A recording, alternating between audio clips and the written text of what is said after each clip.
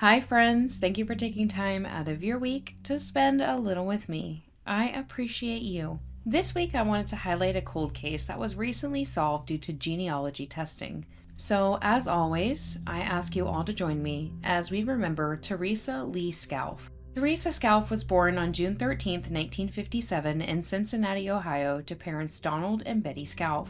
Teresa was one of 5 children, having 2 brothers and 2 sisters. She was raised as a Baptist. In 1978, Teresa welcomed her only child, a son she named Donald after her father.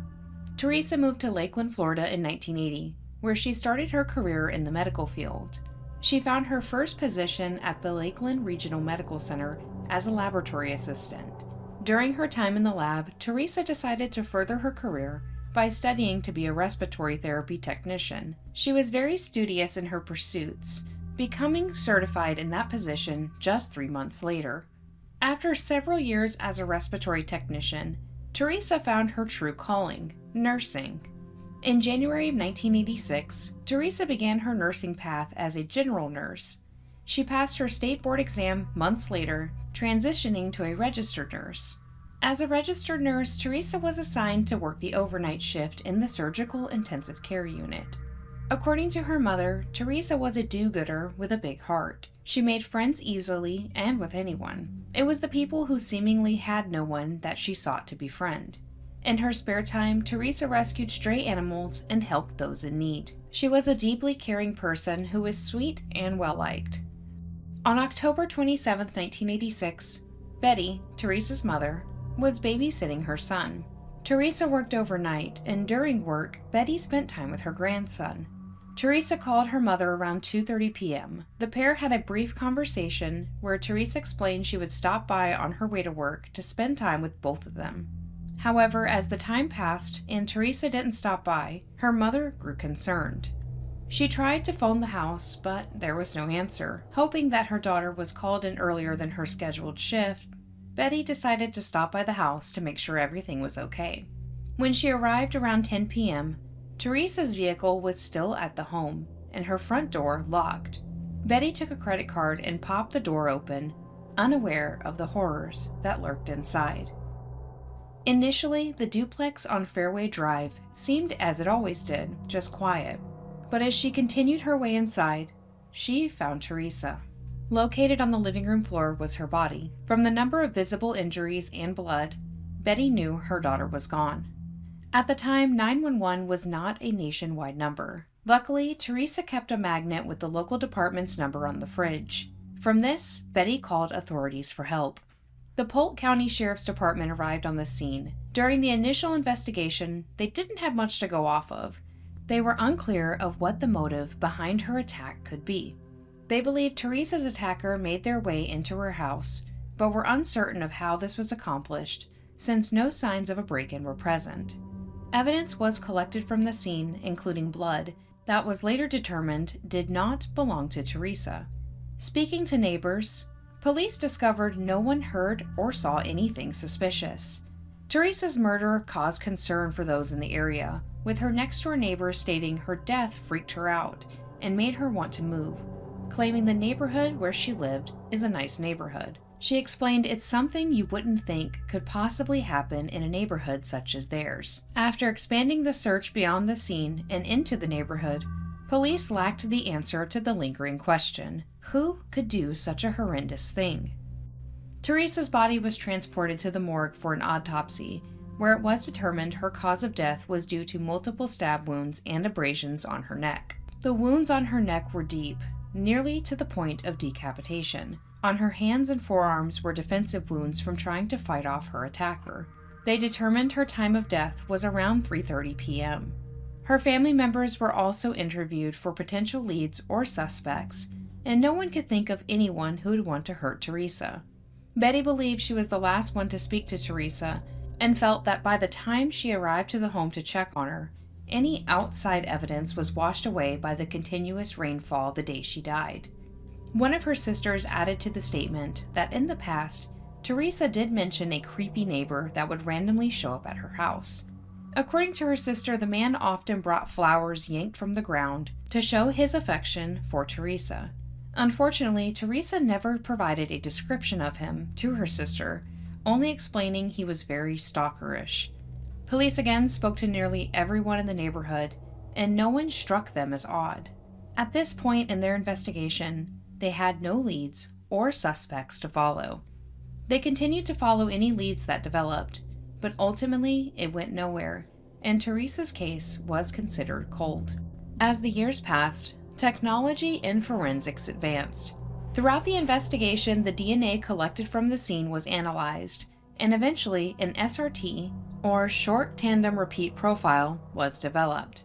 SRT analysis is used to determine a person's DNA profile by establishing how many DNA sequences appear in a chromosomal location. This profile was then entered into the combined DNA index system for potential matches to known profiles. Although the development of an SRT profile provided hope, it unfortunately led to no matches when detectives entered it into the CODIS database.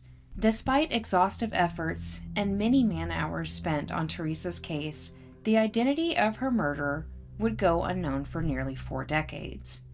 In 2022, the Polk County Sheriff's Office teamed up with Othram Labs, a private DNA laboratory. Othram specializes in applying modern parallel sequencing to forensic evidence and are experienced in recovering, enriching, and analyzing human DNA from trace quantities or degraded or contaminated samples.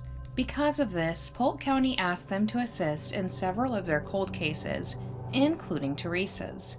The forensic DNA from the crime scene was sent to Othram Labs in Woodlands, Texas. From here, the scientists used forensic-grade genome sequencing to develop a comprehensive genealogical profile from the DNA of the unknown suspect. The forensic genetic genealogy team used the profile to produce new investigative leads, which were given to detectives.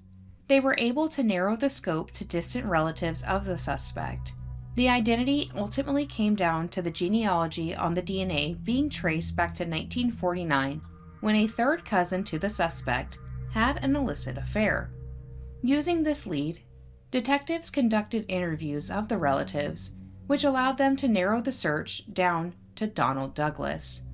Donald Douglas was 33 at the time of Teresa's murder and lived in the home directly behind hers.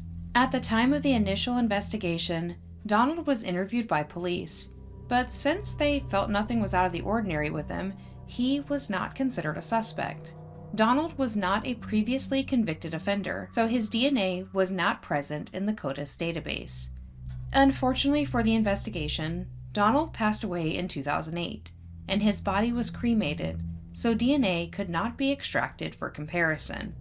However, not all hope was lost. During the interview with his family members, it was discovered Donald had a son. Police reached out to his son, who was mortified by the news, since his father wasn't a criminal.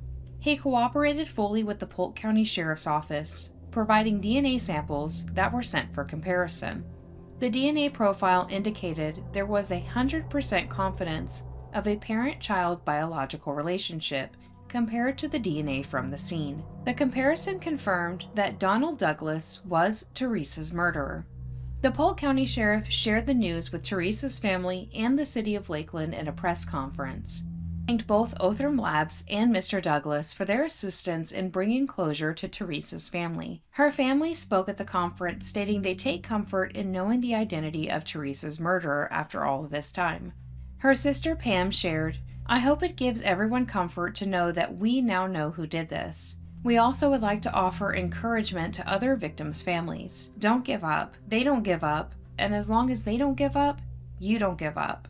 Betty also spoke, stating, "All I want to say is, I'm 84 years old. I lived to see this done. I think that's why I lived so long."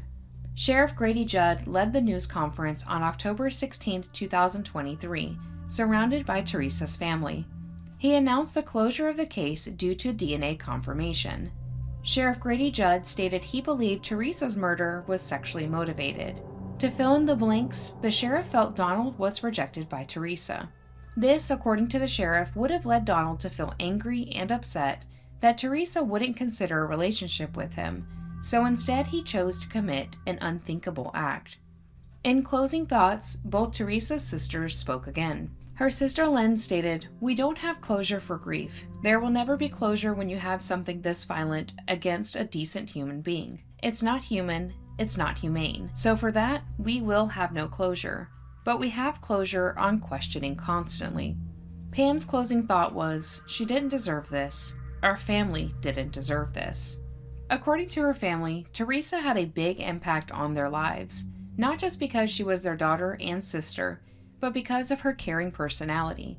Because of Teresa, her family sought work in the healthcare field. One of her sisters became a nurse, while the other works in mental health. Her brother became a trauma nurse. Teresa was laid to rest at the Oak Hill Burial Park in Lakeland, Florida. Hi friends, if you made it this far, thank you so much for watching. As always, I'm interested in hearing your thoughts, so leave them below and we can chat about this case. If you found this to be informative, please consider giving the video a thumbs up to let YouTube know you want more from me. And lastly, if you're not subscribed yet, you should, because we would love to have you under the ash tree.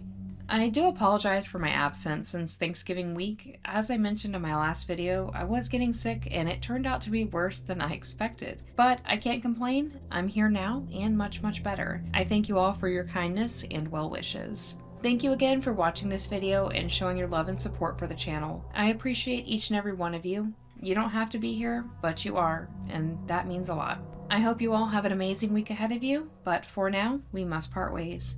So stay safe out there, and I will see you in the next one. Bye, friends.